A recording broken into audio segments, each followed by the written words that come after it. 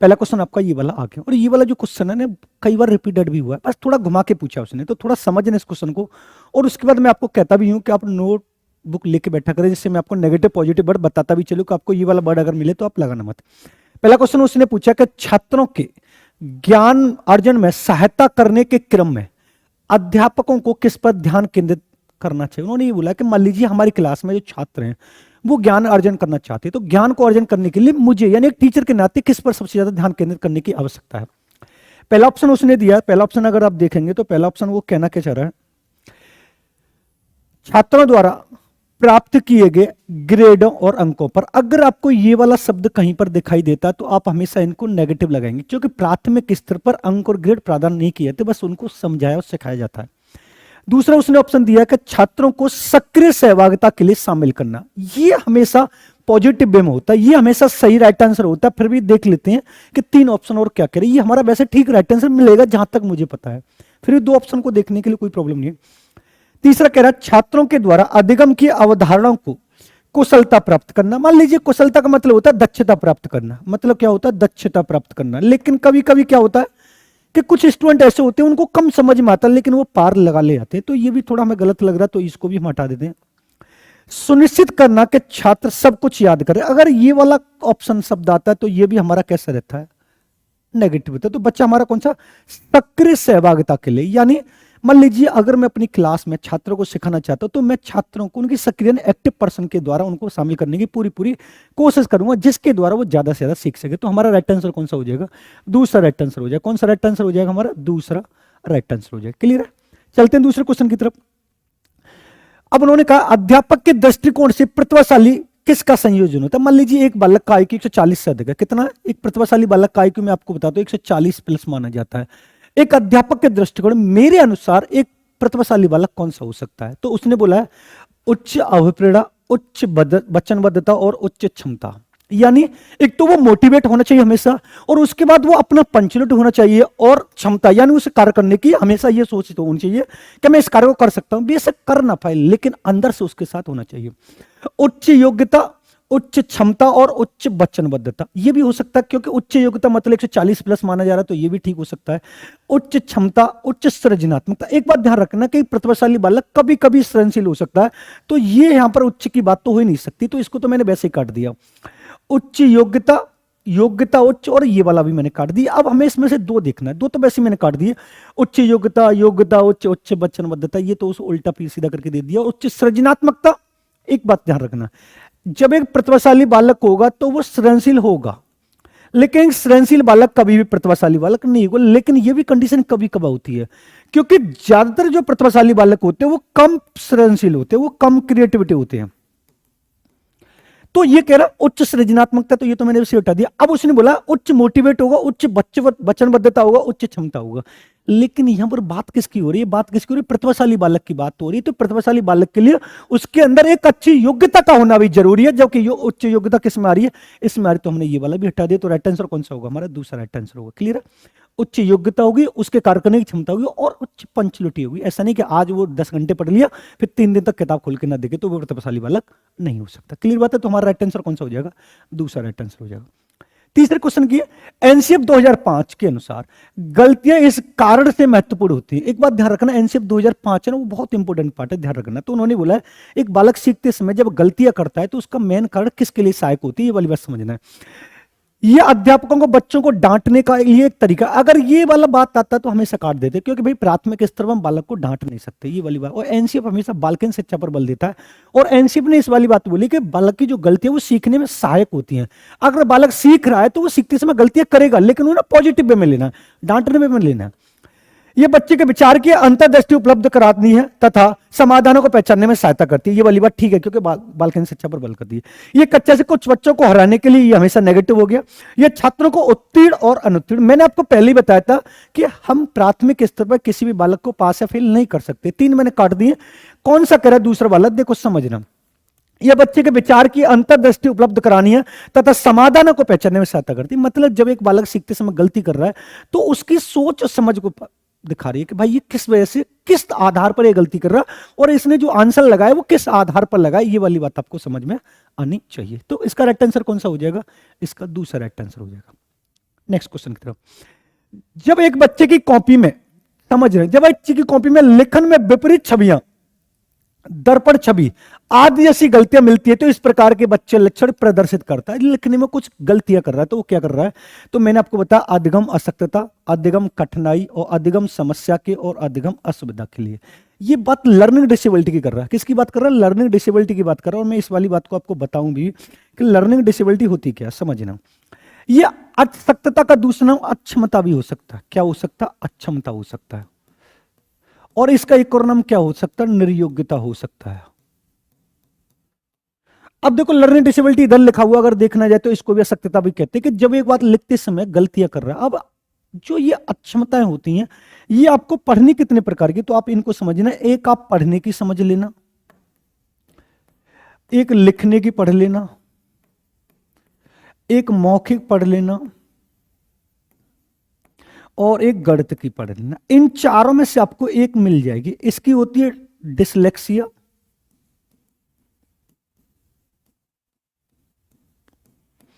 इसकी होती है डिस्ग्राफिया जो आपको आराम से मिलेगी, जो अभी ये पूछ रहा है वही पूछ रहा है अगर इसको डायरेक्ट वे में ना पूछकर। इसकी होती है अफेजिया या डिस्फेजिया और इसकी होती है डिस्कैलकुलिया। डिस्कैलकुलिया ये वाली बात आपको समझ में आनी चाहिए। इन चारों को आप याद कर लेंगे तो आपको एक क्वेश्चन मिल जाएगा। ये 100% बात है, एक क्वेश्चन आपको मिल जाएगा। तो राइट आंसर हमारा कौन सा होगा, अधिगम में अशक्तता या अधिगम निर्योग्यता या अधिगम अक्षमता होता है। इसके जनक की बात करें तो इनके जनक आप बता देना, हैविंग हस्ट इनके जनक माने जाते हैं। इनके जनक कौन माने जाते हैं तो आप बता देना, इनके जनक हैविंग हस्ट माने जाते हैं। नेक्स्ट क्वेश्चन की तरफ चलते हैं। निम्नलिखित में से कौन सा बच्चों में संवेगात्मक, समझना, संवेगात्मक विकास के लिए सर्वाधिक उपयुक्त है। जब संवेगात्मक की बात हो तो ये समझ लो फीलिंग्स की बात हो रही है।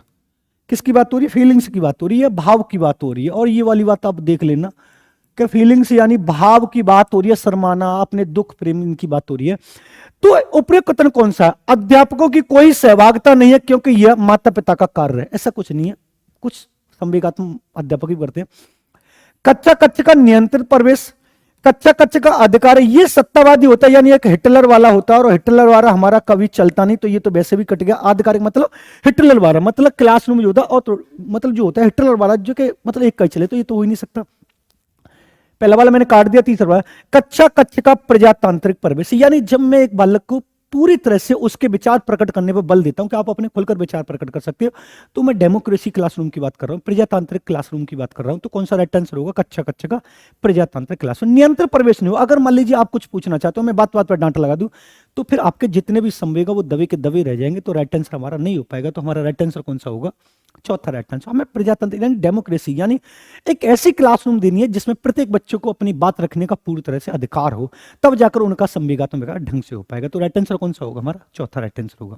नेक्स्ट क्वेश्चन की समझना, इसको बच्चे के अधिगम को यानी सीखने को सुगम बनाने के लिए अध्यापकों को एक अच्छे कच्चे परिवेश का सृजन करने की आवश्यकता है। ये बात ठीक है। इस प्रकार के अधिगम परिवेश का सृजन करने के लिए दिए गए कथनों में से कौन सा कथन सही नहीं है, सही नहीं। पीछे देख लिया करो, नहीं पूछ रहा है, हाँ पूछ रहा है। मुझे एक ऐसे समाज का, एक ऐसे क्लास की, एक ऐसे परिवेश का निर्माण करना है जिसमें प्रत्येक बच्चे का ज्यादा से सीखने का अवसर हो। इन चारों में से वो कौन सा ऐसा ऑप्शन है जो आपका एक अच्छा विकास नहीं कर सकता। पहला, अध्यापकों के अनुसार कार्य करना, बच्चों को स्वीकार करना, अध्यापक का सकारात्मक रुख, बच्चे के प्रयासों को स्वीकृति। यानी अगर मान लीजिए हम बात पढ़ते हैं तो हम बाल केंद्र शिक्षा की बात करते हैं। किसकी बात करेंगे, बाल केंद्र शिक्षा की बात करेंगे। जब बाल केंद्र शिक्षा की बात होगी तो इसको बालक को ध्यान में रखकर प्रयोग किया जाएगा। देखो, बच्चों के प्रयासों को स्वीकृति, ये वाली बात ठीक है। अध्यापक का सकारात्मक, बच्चे को स्वीकारेगा, बच्चों को स्वीकार करना, ये वाली बात ठीक है। लेकिन अध्यापक के अनुसार कार्य, और ये नेगेटिव, और बताना कौन सा मैंने नेगेटिव है, तो हमारा राइट आंसर कौन सा हो जाएगा, पहला हो जाएगा। ये वाली बात ये कह रहे हैं, बच्चों के अधिगम को सुगम यानी सरल बनाने के लिए एक अध्यापक को एक अच्छे परिवेश देने के लिए किसकी आवश्यकता होती है, तो मेरे अकॉर्डिंग कार्य करने की जरूरत है। जब हम आपके अकॉर्डिंग कार्य करेंगे, आपके विचारों को मान्यता देंगे, तब जाकर एक कक्षा का माहौल अच्छा विकसित होगा। तो राइट आंसर कौन सा हो जाएगा। और इसमें नहीं तो बताना था, ये तो नहीं बताना था, तो आपको नहीं समझ में आना चाहिए कि अध्यापक के अनुसार कार्य करना, तो अध्यापक के अनुसार कार्य नहीं करना चाहिए। ये वाली बात आपको समझ में आए, ठीक है। चलते नेक्स्ट क्वेश्चन की तरफ। देखो नेक्स्ट क्वेश्चन क्या कह रहा है, लड़कों और लड़कियों के विषय में कुछ कथन नीचे दिए गए हैं, आपके अनुसार कौन सा कथन सही है, यानी गर्ल्स और बॉयज के बारे में कुछ कथन दिए गए, तो आपके अनुसार कौन सा कथन सही है। लड़कों को घर के कामों में सहायता करनी चाहिए, ये वाली बात बिल्कुल ठीक है। सभी लड़कों को विज्ञान तथा लड़कियों को गृह विज्ञान पढ़ाया जाना चाहिए, नहीं, ये लैंगिक पूर्व रूढ़िबद्ध धारा को विकसित कर, भाई लड़कियां भी मैथ पढ़ सकती हैं, तो इसको हम हटा देते हैं। ये वाला मैंने क्यों सही किया कि घर का काम कौन करती है, घर का काम गर्ल्स करती हैं, कौन करती है, गर्ल्स करती है, लेकिन लड़कों को घर के काम में सहायता करनी चाहिए, ये वाली बात ठीक है, ये वाली बात ठीक करनी चाहिए। और ये वाला पूरी तरह से पूर्वाग्रह, लड़कियों को घर के कामों में सहायता करनी चाहिए, ये थोड़ा हमें गलत लग रहा है, क्योंकि लड़कियों को ही क्यों, लड़कों को भी तो ठीक करनी चाहिए। लड़कों को घर के बाहर के कामों में सहायता करनी चाहिए, ये तो होते ही होता है, लेकिन लड़कियों को भी घर के बाहर के काम करना चाहिए, तो राइट आंसर हमारा कौन सा बच रहा है। ये तीनों के तूरे तीनों रूढ़िबद्ध धारा को प्रेषित कर रहे हैं, ये रूढ़िबद्ध धारा को विकसित कर रहे हैं कि लड़कों को घर के बाहर के कामों, क्यों भाई लड़कियां घर के बाहर काम नहीं कर सकती, लड़कियों घर के कामों से आता, क्यों लड़कियां बाहर काम भी तो कर सकती है, ये वाली बात ठीक है। और ये वाली बात क्या कह रहा है, सभी लड़कों को विज्ञान तो लड़कियों को गृह विज्ञान, क्यों गर्ल्स भी तो विज्ञान पढ़ सकती है ना, मैथ पढ़ सकती है, फिजिक्स केमिस्ट्री बायोलॉजी मैथ पढ़ सकती है ना, तो ये वाली बात नहीं। उन्होंने बोला लड़कों को घर के कामों में सहायता करनी चाहिए, जी हाँ, उन्हें निसंकोच ये वाली संकोच नहीं करना चाहिए कि घर के काम के अंदर के तो मम्मी और बहन करती हैं या भाभी करती हैं, नहीं, जरूरत पड़ने पर हम भी काम कर सकते हैं, हम भी खाना बना सकते हैं। अगर मम्मी की तबीयत खराब है तो एक बेटा भी खाना बना सकता है, अगर बहन नहीं है तो राइट आंसर यही तो कह रहा है। लड़के लड़के के विषय में कुछ कथन नीचे दिए गए, तो आपके अकॉर्डिंग कौन सा राइट आंसर होगा, तो पहले राइट आंसर को लगाएंगे। क्लियर बात है। नेक्स्ट क्वेश्चन की तरफ चलते हैं। एक प्रभावशाली अध्यापक होने के लिए महत्वपूर्ण है, आपको एक अच्छा टीचर बनना है, तो सबसे ज्यादा महत्वपूर्ण किस बात का होना जरूरी है, तो आप पहले देखेंगे समूह गतिविधि के बजाय वैकल्पिक अधिगम पर ध्यान देना, देख लेंगे ये वाला ठीक है। छात्रों द्वारा प्रश्न पूछने के कारण उत्पन्न व्यवधान की अनदेखी करना, नहीं, अगर वो विचलित हो रहे, अगर मान लीजिए मैं अपनी क्लास करा रहा हूं और क्लास कराते इसमें एक बच्चे को कोई क्वेश्चन समझ में नहीं आ रहा, वो मुझसे पूछता है, तो उसे अनदेखा नहीं करना, उसे ऑन द स्पॉट बताना है, तो ये तो वैसे ही गलत हो गया। प्रत्येक बच्चे के संपर्क में रहना, ऐसा नहीं है भाई, संपर्क में रहने का क्या मतलब है, हमारा तो स्कूल तक संबंध है ना।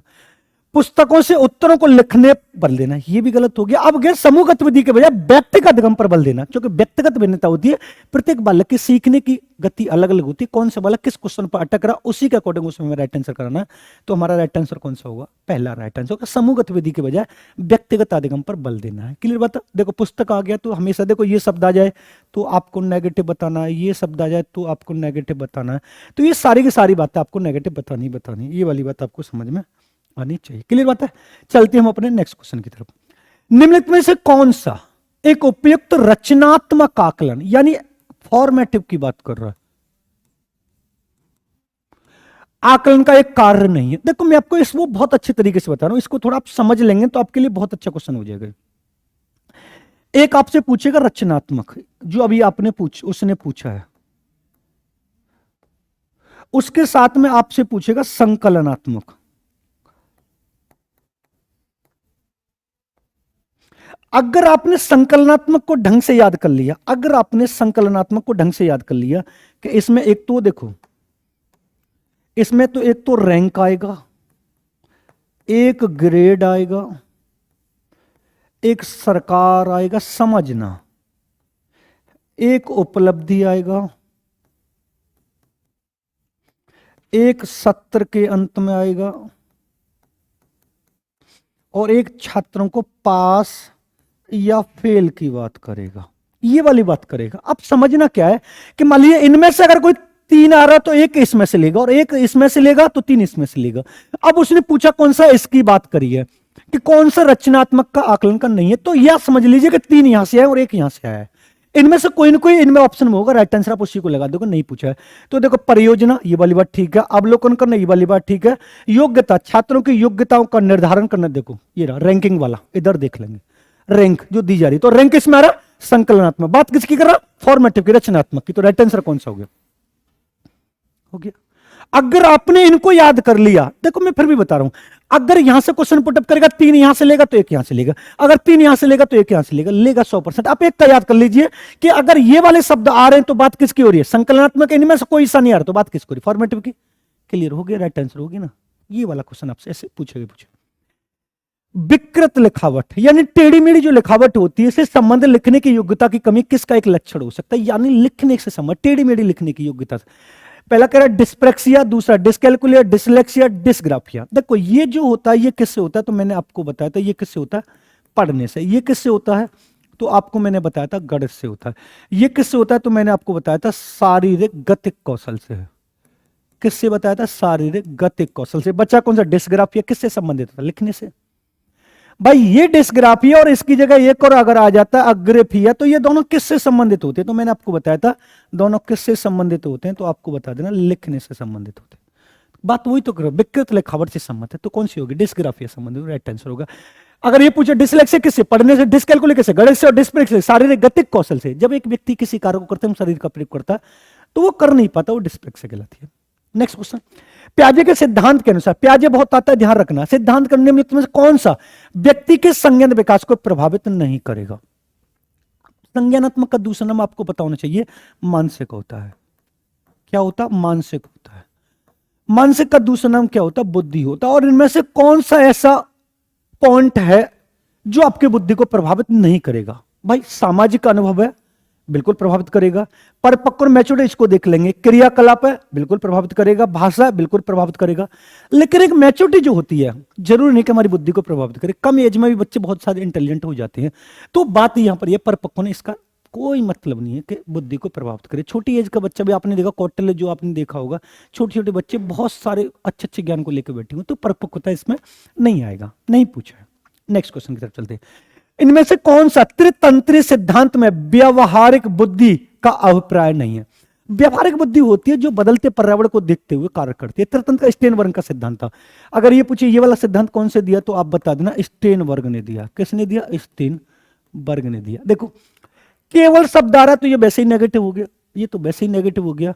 इस प्रकार के पर्यावरण का चयन करना जिसमें आप सफल हो सकते हैं, बिल्कुल ठीक है। पर्यावरण के साथ अनुकूल करना, ये भी ठीक है। पर्यावरण का पुनर्निर्माण करना, ये भी ठीक है। केवल अपने विषय में व्यावहारिक रूप से और नहीं बताना है, तो बच्चा कौन सा? एक ही, ठीक है, लगा दो, हो गया। ज्यादा पढ़ने की जरूरत ही नहीं है। केवल शब्द नेगेटिव और नेगेटिव पूछे तो हटा दो।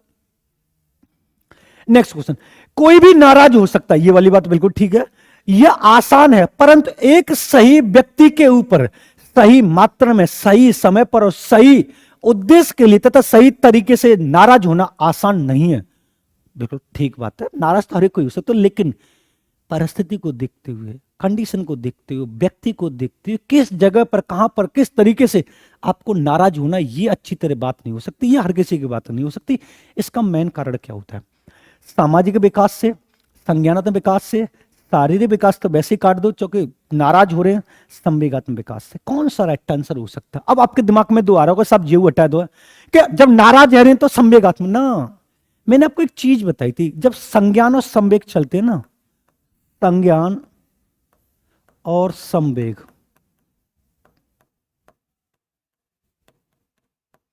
तो ये एक दोनों से सन्निहित होते हैं। कैसे होते हैं? सन्निहित होते हैं, संबंधित होते। ये वाला क्वेश्चन बहुत पूछा जाता है। सन्निहित का मीन्स होता है कि बुद्धि एक ऐसा तत्व है जो संवेगों पर कंट्रोल कर सकता है। अगर मान लीजिए आप एग्जाम देने जा रहे हो और एग्जाम देते समय आपकी लड़ाई उस टीचर से हो जाती है जो आपकी क्लास में उसकी ड्यूटी पड़ी, तो आप पेपर देते समय लड़ाई करेंगे, पेपर पे ध्यान देंगे, तो आप कहेंगे सर हम तो पेपर करेंगे पहले। तो ये जो आपने अपने गुस्से को कंट्रोल किया ना, इस पर जो कार्य किया है वो किसने किया? संज्ञान। और संज्ञान का दूसरा नाम क्या होता है? बुद्धि। तो राइट आंसर कौन सा हो जाएगा? बुद्धि आपको बताती है कि आपको सही तरीके से किस जगह पर, किस समय पर और किस व्यक्ति पर नाराज होना है। जिसने अपने संवेगों पर अच्छी तरह से कंट्रोल कर लिया वो एक सक्सेस व्यक्ति, और सक्सेस तब होगा जब आपकी बुद्धि कार्य करेगी। तो राइट आंसर कौन सा हो जाएगा? हमारा दूसरा राइट आंसर हो जाएगा। नेक्स्ट क्वेश्चन, अधिगम में आकलन किसके लिए आवश्यक होता है? अधिगम में आकलन किसके लिए आवश्यक होता है? अधिगम में आकलन किसके लिए आवश्यक होता है? जांच परीक्षण के लिए नहीं, हो सकता है देख लेंगे अभी। प्रेरणा के लिए, पृथक्करण और श्रेणी करके उद्देश्य को प्रोत्साहन करने के लिए, ग्रेड और अंकों के लिए। मतलब सीखते समय अगर मैं आपके आकलन को कर रहा हूं, सीखते समय आपके आकलन को कर रहा हूं, तो उसका मेन रीजन क्या हो सकता है? तो पृथक्करण और श्रेणी करके उद्देश्य को प्रोत्साहित करने के लिए, प्रेरणा के लिए, इसको भी हटा देते हैं। या तो पहले दूसरा होगा या तीसरा होगा, कौन सा होगा? सीखते समय आपको मतलब बीच बीच में क्वेश्चन पुटअप करके फिर मैं आपको बताता चलता हूं कि आप इस तरीके से गलत कर रहे हो, इस तरीके से सही कर रहे हैं, तो क्या होगा। तो मैं बताता चलता हूं कि आप यहां पर गलत कर रहे हो और यहां पर सही कर रहे हो। तो ये वाली बात है, पृथक्करण और श्रेणी करके उद्देश्य को प्रोत्साहन देने के लिए या प्रेरणा के लिए, कौन सा राइट आंसर होगा? तो देखो, हम किसी को अलग नहीं कर सकते, ना हम उसको बांट सकते, ना किसी को रैंक दे सकते। हम सिर्फ मोटिवेट करने के लिए सीखते समय मूल्यांकन करते कि यार आपकी समझ में ये वाली बात आ रही है तो आप इसको थोड़ा सही तरीके से करिए। तो राइट आंसर कौन सा हो जाएगा? हमारा दूसरा राइट आंसर हो जाएगा। प्रचलित परियोजनाओं में, प्रचलित परियोजना में नई जानकारी जोड़ने को किस नाम से जाना जाता है? मतलब ये वाली बात है कि अभी जो वर्तमान में चल रही है उसमें किसी नई जानकारी को जोड़ना क्या कहलाता है? पहला कहला साम्य धारण, आत्मसातकरण, संगठन, समायोजन। ये दो काट देते हैं, या तो साम्य धारण होगा या आत्मसातकरण होगा। कौन सा राइट आंसर होगा? प्रचलित परियोजनाओं में नई जानकारी को जोड़ने के लिए किस नाम से जाना था? साम्य धारण या आत्मसातकरण? तो आप लगाएंगे इसका आत्मसातकरण। क्या लगाएंगे? आत्मसात। वर्तमान में परिस्थिति में जब हम नवीन ज्ञान को जोड़ते हैं तो वो आत्मसातीकरण कहलाता है, जिसके जनक जीन प्याजे माने जाते हैं। कौन माने जाते हैं? जीन प्याजे माने जाते हैं। नेक्स्ट क्वेश्चन की तरफ। हम सभी अपनी बुद्धि, प्रेरणा, अभिरुचि आदि के संदर्भ में भिन्न होते हैं। यह सिद्धांत किससे संबंधित है? कोई वाली बात पूछ रहे, देखो बहुत समझ में आएगा। बुद्धि के सिद्धांतों से, वंशानुक्रम से, पर्यावरण से, व्यक्तिगत भिन्नताओं से। यानी एक बालक है वो बुद्धि के अंदर प्रतिभाशाली है, एक बालक है वो ज्यादा मोटिवेट, एक बालक की रुचि अलग है, इन तीनों की अलग अलग है। तो बात किसकी हो रही है? इंडिविजुअल डिफरेंट की हो रही है, व्यक्तिगत भिन्नता की हो रही है। तीनों बालक अलग अलग भिन्न है, तो राइट आंसर कौन सा होगा? व्यक्तिगत भिन्न। पर्यावरण, वंशाणु, बुद्धि के सिद्धांतों से कोई मतलब। संसार में कोई भी दो व्यक्ति एक समान नहीं होती। जहां तक हम जुड़वा बच्चे भी देखते हो शकल से हुबहू होते हैं ना वो, लेकिन एक व्यक्ति भाई मोटिवेट ज्यादा होता है, एक व्यक्ति की बुद्धि ज्यादा है, और एक व्यक्ति की रुचि रसगुल्ला खाने में, एक व्यक्ति की रुचि है बरूले खाने में, तो दोनों डिफरेंट। ये कहां पर हो रहा है? व्यक्तिगत भिन्नता। तो राइट आंसर कौन सा होगा हमारा? D right answer. Next question. वंचित समूह के विद्यार्थियों को सामान्य विद्यार्थियों के साथ साथ पढ़ाया जाना चाहिए, इसका अभिप्राय क्या है? कौन सी शिक्षा होगी? तो विशेष शिक्षा कभी नहीं पढ़ाते हम। एक ही शिक्षा हमने पढ़ाई है। अपवर्जक शिक्षा कौन सी कहलाती है? एक्सक्लूसिव तो नहीं पढ़ाई है कभी हमने। हाँ, समावेश शिक्षा पढ़ाई है। तो राइट आंसर कौन सा हो जाएगा? समावेश शिक्षा। यानी जब विभिन्न जाति धर्म के बच्चों को एक साथ जोड़कर पढ़ाया जाता है, चाहे विकलांग हो चाहे सामान्य, उनको एक साथ जोड़कर पढ़ाया जाता है, तो वो समावेश शिक्षा कहलाती है। लेकिन जब एकीकृत शिक्षा की बात करें तो आपको यह बताना कि जब एक दिव्यांग बालक को किसके साथ? एक सामान्य बालक के साथ, एक सामान्य बालक के साथ पढ़ने का अवसर दिया जाए, शामिल नहीं किया है, पढ़ने का अवसर दिया जाए, तब एकीकृत शिक्षा कहलाएगी। लेकिन पढ़ाना चाहिए साथ साथ, तो वो समावेश शिक्षा में कहलाएगी। तो राइट आंसर हमारा कौन सा हो जाएगा? डी राइट आंसर हो जाएगा। एकीकृत शिक्षा की बात करें तो जिसमें एक दिव्यांग छात्रों के सामान्य बालक के साथ, एक दिव्यांग छात्रों के सामान्य बालक के साथ पढ़ने के लिए सामने अवसर दिया जा रहा है, तो वो एकीकृत कह जाएगी। और जिसमें विभिन्न जाति धर्म लिंग समुदाय के बच्चे पढ़ते हैं, वो कौन शिक्षा कहलाती है? तो आप बता देना, समावेश शिक्षा कहलाती है। क्लियर बता? Next question, out of the box. ये वाला क्वेश्चन बहुत ज्यादा। आउट ऑफ द बॉक्स चिंतन किससे संबंध है? स्मृति आधार चिंतन से, अपसारी चिंतन से, अभिसारी चिंतन से, अनुकूलित चिंतन से। ये इसको हटा देते हैं, इसको हटा देते हैं। दो चीज होती है, समझना। अभिसारी जो चिंतन होता है ये किस पर बल देता है? ये रटने पर बल देता है। और ये किस पर बल देता है? ये समस्या पर बल देता है। किस पर बल देता है? समस्या पर या क्रिएटिविटी पर। अब आउट ऑफ द बॉक्स मतलब ये कि मान लीजिए ये एक बॉक्स और इस बॉक्स से बाहर सब चीजें निकल रही हैं, बाहर चीजें निकल रही, पता नहीं कितनी चीजें निकलेंगी, तो इसका मतलब बहुत सारे होंगे, समस्या बहुत सारी होंगी, समस्या बहुत सारी आएंगी। तो आउट ऑफ द बॉक्स कौन सा होगा? ये होगा। अगर इसकी जगह वो ये वाली बात बोलता है, अगर इसकी जगह वो ये बोला इन द बॉक्स, यानी बॉक्स के अंदर होगा, तो फिर आप कौन सा लगाएंगे? अब सारी चिंतन जो रटने पर बल देता है, बॉक्स के अंदर हो सकता है 10 20 50 चीजें हो सकती हैं, लेकिन बॉक्स के बाहर तो बहुत सारी चीजें होंगी। तो बहुत सारी चीजें होंगी तो बात किसकी? अपसारी की। इन द बॉक्स की बात हो तो अब सारी चिंतन की बात होगी। इसको हम बंद अंत वाले प्रश्न भी बोलते हैं, समझना। बंद अंत वाले प्रश्न भी बोलते हैं, और इसको हम खुले प्रश्न भी बोलते हैं। खुले प्रश्न भी बोलते हैं, खुले अंत वाले, जो एक से अधिक विचारों पर डिपेंड होते हैं। क्लियर? तो हमारा राइट आंसर कौन सा होगा? दूसरा होगा। नेक्स्ट क्वेश्चन की तरफ चलते हैं। शिक्षण में अध्यापकों के द्वारा, यानी शिक्षण में अध्यापकों के द्वारा छात्रों का आकलन इस अंतर्दृष्टि को विकसित करने के लिए किया जा सकता है। मान लीजिए मैं पढ़ाते समय मैं छात्रों का आकलन किसको ध्यान में रखकर करना चाहता हूं, ये वाली बात वो कह रहा है। यानी अंतर्दृष्टि यानी किस समझ को, अगर ये आपको समझ में ना आ रहा हो तो ये वाली बात वो आपसे ये वाली बात बोलेगा। ये अंतर्दृष्टि उससे होता है किस समाज को विकसित करने के लिए किया जा रहा है। तो आपको बताना है उन छात्रों को प्रोन्नत न करना, प्रोन्नत मतलब प्रमोशन न करना, जो विद्यालय के स्तर के अनुकूल नहीं। ऐसा कुछ नहीं है, ये तो गलत बात हो सकती है, हम किसी को वो नहीं कर सकते। छात्रों की आवश्यकताओं के अनुसार शिक्षण उपागम में परिवर्तन करना, ये बेटर ऑप्शन है। आवश्यकता के अनुसार पूर्ति नहीं कर रहे तो ये बेटर ऑप्शन है। फिर भी वो तीसरा देख लेते हैं। कक्षा में प्रतिभाशाली तथा कमजोर छात्रों के समूह बनाना। मैं आपको पहले बताता हूं कि जब भी आप क्लास में पढ़ाने जाए तो किसी को अलग नहीं बांटे, कि ये प्रतिभाशाली बंधु, आपके लिए सारे बच्चे समान है, तो ये भी हटा दिया मैंने, पहला वाला भी हटा दिया। उन छात्रों की पहचान करना जिन्हें उच्चतर कक्षा में प्रोन्नत करना, ना प्रमोशन किसी को नहीं करना, वो अपनी योग्यता के आधार पर पास और फेल होंगे, हमें करने का कोई आदेश नहीं है। तो उनकी आवश्यकता के अनुसार अपने शिक्षण में परिवर्तन करने के लिए ये वाली बात समझ विकसित की जाती है। तो राइट आंसर हमारा कौन सा होगा? दूसरा राइट आंसर हो। क्लियर है? नेक्स्ट क्वेश्चन की तरफ समझना। अधिगम अनुभवों को इस प्रकार आयोजित किया जाना चाहिए जिससे अधिगम को सार्थक बनाया जा सके। नीचे दिए गए अधिगम अनुभवों में से कौन सा बच्चों के लिए अधिगम को सुगम नहीं, सुगम मीन्स होता सरल नहीं बना सकता। अब ये क्वेश्चन ये कहना है कि मेरा जो विचार है, मेरे जो एग्जाम्पल, वो इस तरीके से प्रकट करूं कि आपको जो मेरा पढ़ाने का तरीका वो बिल्कुल सिंपल वे में आ जाए। क्लियर है? अब इनमें से कौन सा ऐसा जो आपको सिंपल वे में नहीं बनाता, वो कठिन का प्रयोग करता है, बस वो वाला बताना। विषय वस्तु पर प्रश्न बनाना, प्रकरण पर परिचर्चा और वाद विवाद करना, ये तो वाला ठीक है। प्रकरण पर प्रस्तुतिकरण, ये वाली बात ठीक है। विषय वस्तु की केवल शब्द हटा दो इसको, बाकी सब ठीक है, हो गया राइट आंसर। केवल शब्द आपको कहीं पर मिल जाए और नेगेटिव पूछ रहा है, आप राइट आंसर लगा सकते हैं। विषय वस्तु केवल सट करने वाली आधार पर पुनरावृत्ति, यानी सट को क्या कह रहा है? ये रिकॉल करने वाली, यानी स्मृति की बात कर रहा है, ये स्मृति। कभी कभी ज्ञान जो होता है वो हमारे वास्तविक जीवन से भी संबंधित होता है, तो राइट आंसर ये हो सकता है। तो कौन सी नहीं हो सकती? तो डी राइट आंसर आप लगा सकते हैं। नेक्स्ट क्वेश्चन की तरफ।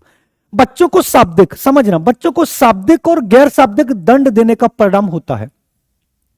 मान लीजिए कभी कभी ऐसा होता है कि सांकेतिक दंड भी दिया जा सकता है, कभी कभी बोल के भी दिया जा सकता है। तो ये वाली बात, इसका मुख्य परिणाम क्या हो सकता है? बच्चे की छवि की सुरक्षा, उनके अंकों में सुधार। अंकों में क्यों सुधार करेंगे? उनके स्वयं के प्रति अवधारणा को नष्ट करना, ना ऐसा कुछ नहीं होगा।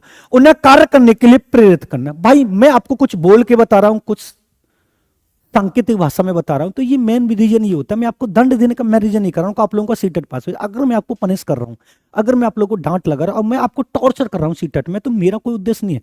बस मैं ये चाहता हूं कि आप लोग मोटिवेट हो जाए, और मोटिवेट हो जाएंगे तो आपका सीटेट पास हो जाएगा। तो राइट आंसर हमारा कौन सा हो जाएगा? उन्हें कार्य के लिए प्रेरित करने के लिए। कभी कभी आपने सुना होगा हिंदी कर दे, साइकोलॉजी मार आपने देखी होगी। तो साइकोलॉजी मार वो मार होती है कि आपको बाद में एहसास होता है कि अरे यार सर ने तो हमारी इंसल्ट कर दी, हमें तो अब समझ में आया। तो वो आप फिर ये सोचोगे कि अब कल से मैं पढ़ के जाऊंगा, आप सर मेरी इंसल्ट नहीं कर सकते, सर के हर क्वेश्चन का आंसर दूंगा। तो मैंने आप जो पढ़ के नहीं आ रहा उसके प्रति मोटिवेट तो किया है। तो राइट आंसर कौन सा होगा? डी राइट आंसर होगा। Next question. अध्यापका ने एक कमेटी के प्रधान को सभापति के स्थान पर सभाध्यक्ष लिखा संकेत करता है कि अध्यापक, मतलब सभापति के स्थान पर सभाध्यक्ष लिखा संकेत करता है भाषा पर अच्छा अधिकार रखती है, ऐसा कुछ नहीं है। एक लिंग मुक्त भाषा का प्रयोग कर रही है, लिंग पूर्वाग्रह से ग्रस्त है, एक अध्यापका एक से अधिक परिभाषित शब्दों का प्रयोग कर रही है। उसने बोला अध्यापक ने एक कमेटी के प्रधान को सभापति के स्थान पर सभाध्यक्ष लिखा संकेत करता है कि एक अध्यापक भाषा पर अधिक अधिकार रखते, ये वाला काट दिया। एक लिंग मुक्त भाषा का प्रयोग कर रही है या लिंग पूर्वाग्रह से ग्रस्त है। तो राइट आंसर आपको कौन सा लगा देना? वो एक सबके लिए कर रही है सभाध्यक्ष, उसमें गर्ल्स भी हो सकता है और बॉयज भी हो सकता है। अगर यहां पर अध्यापक ने कमेटी के प्रधान को अब यहां पर किसी गर्ल्स और बॉयज का पर्टिकुलर नाम दे देता है तो वो, और फिर उसके बाद उसको करता है तो लिंग पूर्वाग्रह से ग्रस्त होती है। वो एक ऐसी भाषा का प्रयोग करी जो सबके लिए प्रयोग किया, जो सर्वनाम के रूप में होती है। तो राइट आंसर हमारा कौन सा हो जाएगा? दूसरा राइट आंसर हो जाएगा। सतत और व्यापक मूल्यांकन का किसके लिए आवश्यकता है? इसको सीसी बोला जाता है। और सतत और व्यापक मूल्यांकन होता है जो जीवन के प्रत्येक पहलू पर होता है, जो एक बालक के चारों पक्षों को ध्यान में रखकर किया जाता है, शारीरिक, मानसिक, सामाजिक और संवेगात्मक। ये वाली बात आपको समझ में। तो इसके किसके लिए आवश्यक होता है? शिक्षा बोर्ड की जवाबदेही को कम करने के लिए, ऐसा कुछ नहीं। जल्दी जल्दी की जाने वाली गलतियों की तुलना में कम अंतराल पर की जाने वाली गलतियों को सुधारना, ये वाली बात हो सकती है। पहला मैंने काट दिया। यह समझने के लिए कि अधिगम का किस प्रकार अवलोकन किया जाता है, दर्ज किया, सुधार किया था, दूसरा भी काट दिया। शिक्षण के साथ परीक्षण का राइट आंसर कौन सा होगा? ये कभी कभी आपके क्वेश्चन समझ में नहीं आ रहा है तो एक ट्रिक लगा लेना आप। मान लीजिए क्वेश्चन छोटा सा है, जैसे ये छोटा सा दे रखा, लेकिन ये समझ में ना रखा कह रहा हो, तो उसका जो ऑप्शन सबसे बड़ा हो राइट आंसर आप उसको लगा दें। 99% वही सही जाएगा। 99% बताना, 100% पर 99 वही जाएगा। पहले वो हमें वो लग रहा था, लेकिन इससे बड़ा ऑप्शन ये वाला हो गया, तो राइट आंसर हो गया। जीवन के प्रत्येक पहलू पर सतत और व्यापक मूल्यांकन किया था। अगर आपसे ये पूछे इसके जनक कौन है तो आप बता देना सीबीएसई है, सेंट्रल बोर्ड सेकेंडरी एजुकेशन, केंद्रीय माध्यमिक शिक्षा बोर्ड, जो आप सीटर देना चाह रहे हैं। नेक्स्ट क्वेश्चन है, लॉरेंस कोल्बर के सिद्धांत के अनुसार कौन सा स्तर नैतिकता की अनुपस्थिति को सही अर्थ में सूचित किया? नैतिकता की अनुपस्थिति को, यानी ऐसा कौन सा स्तर है जिसमें नैतिक विकास बिल्कुल होता ही नहीं? कहने का मतलब यह, तो उसने 3 स्तर बताए थे। एक बताया था पूर्व परंपरागत, एक परंपरागत, उत्तर परंपरागत, एक बताया था पूर्व परंपरागत स्तर, जिसको हम पहला स्तर मानते हैं। और इसमें नैतिकता का बिल्कुल अभाव होता है, नैतिकता की कोई उपस्थिति नहीं होती। तो इसमें कौन सा राइट आंसर? पहला राइट आंसर। दूसरा राइट आंसर हो गया स्तर फर्स्ट में, इसमें नैतिकता की कोई बात नहीं होती। फिर दूसरा आता है परंपरागत स्तर, इसको दूसरा माना गया था। और तीसरा था उत्तर परंपरागत, तो ये कौन सा हो गया? तीसरा हो गया। तो पहले में इसमें कोई बात नहीं होती, तो राइट आंसर वाला आप लगा सकते हैं। घुमा के पूछा थोड़ा उसने, निम्नलिखित में से कौन सा बच्चों के सामाजिकरण, समझना सोशलाइजेशन की बात कर रहे हैं, सामाजिकरण के प्रतिक्रियाशील मॉडल के संदर्भ में सही नहीं है। सामाजिकरण वो कहते हैं जब एक व्यक्ति किसी समाज को अपने में समाहित कर लेता है या समाज के अकॉर्डिंग उस अपने व्यवहार को संचालित करता है। तो इनमें से कौन सा नहीं है? बच्चे विद्यालय में बताई गई बातों को स्वीकार करते हैं चाहे उनकी सामाजिक भूमिका कुछ भी हो सकता है। कक्षा में प्रजातंत्र के लिए स्थान होना चाहिए, बिल्कुल बेटर ऑप्शन। हमें कौन सा बताना, नहीं बताना है। सामाजिकरण सामाजिक नियमों का अधिग्रहण, ये वाली बात बिल्कुल ठीक है। समूह कार्य में सक्रिय सहभागिता, सामाजिक कौशलों में कार्यों को सीखना, कौन सा राइट आंसर हमारा होगा? पहला होगा। अगर मैं उसने ये वाली बात, बच्चे विद्यालय में बताई गई बातों को स्वीकार करते चाहे उनकी सामाजिक भूमिका कुछ भी न हो। अगर विद्यालय आपको गलत बात सिखा रहा तो आप उसको ग्रहण नहीं करेंगे। अगर आप उनको ग्रहण कर रहे तो आप सामाजिक प्राणी है ही नहीं। अगर आप उनको ग्रहण नहीं करो, वहां पर तर्क कर रहे हैं कि साहब मेरे हिसाब से ये वाली बात गलत है। अगर मान लीजिए मैं आपसे ये कहता हूं कि शाहजहां ने जो ताजमहल बनवाया था वो भारत में पैसों की चोरी करके बनवाया था, तो आप इस बात तर्क कर सकते हैं सर हमने तो कुछ और पढ़ा था, आप कुछ और पढ़ा रहे हैं। तो वो तर्क जो आप कर रहे हैं तो इसका मतलब सामाजिकरण आपका अच्छे से हुआ है। ये वाली बात तो कह रहा हूं नहीं बताना, तो राइट आंसर हमें पहला लगा देना कि विद्यालय में जो कुछ भी बात सिखाई जा रही हो चाहे आपको इसमें बिल्कुल भूमिका हो, आप उनको ग्रहण कर लो। अरे ऐसे कैसे ग्रहण कर लेंगे? ये वाली बात ठीक है, तो पहला राइट आंसर लगा देना। अध्यापिका ने ध्यान दिया कि पुष्पा अपने आप किसी एक समस्या का समाधान नहीं कर सकती है अपने आप, फिर भी यह एक वयस्क तथा साथी के मार्गदर्शन की उपस्थिति में ऐसा करती है। इस मार्गदर्शन को क्या कहेंगे? पूर्व क्रियात्मक, समीपस्थ विकास का क्षेत्र, सहारा देना, पार्श्व कर। इसको थोड़ा इंग्लिश में देख के करोगे तो ये क्या बात कह रहा है कि एक लड़की किसी समस्या पर अटक जाती तो आपसे बड़े व्यक्ति से पूछ लेती, तो इसको हमने स्कैफोल्डिंग नाम दिया। क्या नाम दिया? स्कैफोल्डिंग। स्कैफोल्डिंग इधर देख लो कहीं पे लिखा, देखो ये लिखा हुआ हो गया। मैंने बोला ना कभी कभी कुछ क्वेश्चन हमारे इंग्लिश से ठीक हो जाते। इससे फोल्डिंग की तो बात कर रहा है। एक पुष्पा नाम की लड़की अपने आप किसी एक समस्या का समाधान नहीं कर सकती, फिर भी वो एक वयस्क या साथी के मार्गदर्शन की उपस्थिति में ऐसा करती है। इस मार्गदर्शन को क्या कहेंगे? सहारा देना, अस्थायी सहयोग, संकेत देना। इसका फोल्डिंग ये रहा, मैंने बताया ना इसका फोल्डिंग कभी कभी इंग्लिश में ठीक हो जाता है। तो यहां पर हमारा क्या हो गया? अब यहां पर वो सहारा देने की जगह ये भी दे सकता, पाड़, ढांचा, मचान, पेट, चौखट, चबूतरा। अब इनको आप अपने नाम से लगा सकते हैं, लेकिन उसने पूरा अर्थ दे दिया सहारा देना, तो आप राइट आंसर लगा सकते हैं। नेक्स्ट क्वेश्चन, निम्नलिखित में से कौन सा प्रारंभिक बाल्यावस्था अवधि के दौरान उन भूमिका व्यवहारों के बारे में जानकारी प्रदान करते हैं जो एक समूह में स्वीकार है? प्रारंभिक बाल्यावस्था की बात करें तो ये समझिए 3 से 6 वर्ष की बात हो रही है। 3 से 6 वर्ष की बात हो रही है। तो कौन सा हुआ? अध्यापक और साथी, साथी एवं माता पिता, माता पिता भाई बहन, भाई बहनों अध्यापक। अध्यापक तो 6 साल के बाद आवेगा, तो ये दोनों तो काट दिए। साथी अभी तो वो 3 से 6 वर्ष है, घर में खेल लो है। तो राइट आंसर कौन सा होगा? 3 से 6 साल का बच्चा भी बाहर कहां गया है? अभी मित्र कहां बना लिया उसने? मित्र जब बनेगा, जब स्कूल में जाएगा। स्कूल में कब बनेगा? जब 6 साल का हो जाएगा। जब 6 साल का बनेगा तभी तो टीचर से होगा, टीचर से बनेगा तभी साथी से होगा, साथी होगा तो साथी कहां से होगा? माता पिता बड़े भाई बहन के संपर्क में रहेगा। तो राइट आंसर कौन सा होगा हमारा? ये होगा। थोड़ा तर्क करके आप देखा करें तो राइट आंसर मिल जाएगा। कभी कभी आप ऐसा मत करें। अब आपके दिमाग में आ रहा हो अध्यापक लगा, अरे 6 साल का बच्चा, 3 से 6 साल उसकी एज है, प्रारंभिक बाल्यावस्था में, तो अध्यापक कहां है? अध्यापक दो में आ रहे, ये वैसे काट दिए। माता पिता भाई बहन के संपर्क में, वो तीसरा राइट आंसर लग गया। क्लियर बात है। निम्नलिखित में से कौन सा आयु समूहवर्ती बाल्यावस्था श्रेणी के अंतर्गत है? समूहवर्ती यानी अपनी एज के ग्रुप में बाल्यावस्था में रहना चाहता है। 18 से 24 वर्ष ये किशोरावस्था है। जन्म से 6 वर्ष ये शैशवावस्था है। 6 से 11 वर्ष ये बाल्यावस्था, और 11 से 18 वर्ष ये भी किशोरावस्था के अंतर, ये वाली सॉरी ये प्रौढ़ावस्था के अंतर्गत आती है, किशोरावस्था है। और समवयस्क का कौन सी अवस्था बनता है बाल्यावस्था में? भाई 6 से 12 वर्ष में बाल्यावस्था में गैंगे समूह की आयु और स्कूल आयु, चुस्ती आयु, ये वाली बात तो बोली जाती है। तो कौन सा राइट आंसर हो जाएगा? ये हो जाएगा। ये 18 से 24 वर्ष ही प्रौढ़ावस्था में लग जाती है, वो मुझसे गलती से हो गया था। और ये वाला किशोरावस्था में हो जाता है, और ये वाला हमारा बाल्यावस्था में हो जाता है, और ये वाला शैशवावस्था बाल्यावस्था की बात हो रही है। तो हो गया राइट आंसर। नेक्स्ट क्वेश्चन, आजर तर्क देता है कि भाषा व्यक्ति के विकास की नैसर्गिक प्रवृत्ति से प्रभावित, नैसर्गिक मतलब नेचुरल प्रवृत्ति से प्रभावित हो, जबकि सोनाली महसूस करती है, यह करती है कि परिवेश से प्रभावित होता है। आर्जव और सोनाली के बीच यह चर्चा किस विषय पर आधारित है? बड़ा अच्छे तरीके से कह रहा है, जन्मजात और अर्जित की बात हो रही है। आर्जव नाम का लड़का ये कहता है कि नेचर में तो जन्मजात तरीके से होती है, जबकि सोनाली ये कहती है कि नहीं, वातावरण में अर्जित करती है। तो वंशानुक्रम वातावरण होगा या प्रकृति पोषण होगा? स्थिरता और अस्थिरता नहीं, सतत और असत नहीं, प्रकृति और पोलर पालन हो तो गया। प्रकृति को मैंने क्या नाम दिया? वंशानुक्रम। पालन पोषण को क्या नाम दिया? और ये वाली बात तो मैं आपको पढ़ाता भी हूं, प्रकृति पोषण वंशानुक्रम वातावरण। तो आप लोग इसको गलत करने का तो कोई मतलब नहीं है। तो राइट आंसर कौन सा हो जाएगा हमारा? तीसरा। लास्ट क्वेश्चन हमारे के, छात्रों को स्वच्छता के लिए प्रेरित करने हेतु, स्वच्छता के लिए प्रेरित करने हेतु उन्हें स्वच्छता समिति का सदस्य बनाना प्रतिबिंबित करता है। मैंने आपको ये वाली बात मैं अपनी क्लास में पढ़ाता हूं। अगर हमारी क्लास में कोई बालक ज्यादा उद्यमी है, परेशान करता है, उसको क्लास का मॉनिटर बना दो, पूरी क्लास साइलेंट हो जाएगी। वो ये वाली बात तो कर रहा है और क्या कर रहा है कि छात्रों को स्वच्छता के नियम से प्रेरित करने हेतु उन्हें स्वच्छता समिति का सदस्य बना दो। भाई वो स्वच्छ ना रहे, गाँव उसको अध्यक्ष बना दो। फिर देखो क्या हुआ। प्रेरणा का व्यवहारवादी उपागम हो सकता है, प्रेरणा का मानववादी उपागम हो सकता है, प्रेरणा का संगत उपागम, प्रेरणा की सामाजिक सांस्कृतिक संकल्पना। राइट आंसर कौन सा होगा? सदस्य बना दो, भूमिका निभावे, रोल निभावे, मॉनिटर बना दो, पूरी तरह से भूमिका में होगा। राइट आंसर हो गया। ये था हमारा आज का सेशन।